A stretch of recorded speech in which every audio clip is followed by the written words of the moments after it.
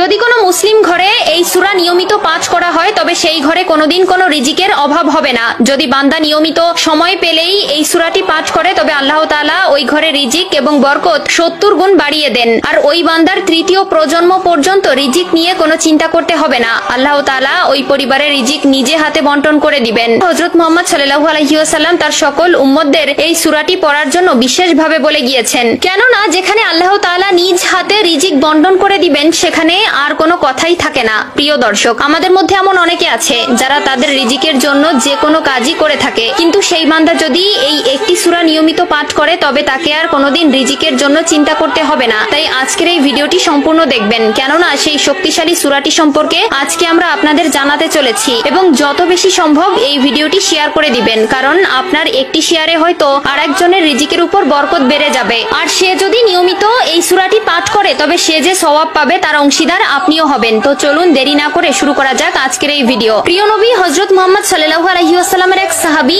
ওসমান রাদিয়াল্লাহু তাআলা আনহু যখন খেলাফতে আসলেন, অর্থাৎ যখন তিনি পুরো আরব বিশ্ব শাসন করতেন, তখন আব্দুল্লাহ ইবনে মাসউদ রাদিয়াল্লাহু তাআলা আনহু যখন খুব অসুস্থ হয়ে পড়লেন, তখন ওসমান রাদিয়াল্লাহু তাআলা আনহু তাকে দেখতে গেলেন এবং তার ঘরে প্রবেশ করলেন। বললেন, তোমার তো পরিবার আছে এবং তোমার ঘরে ছোট ছোট সন্তান রয়েছে, তুমি যদি চাও আমি তোমাকে বাইতুল ফান্ড থেকে তোমার জন্য কিছু খাবারের ব্যবস্থা করব, যাতে করে তোমার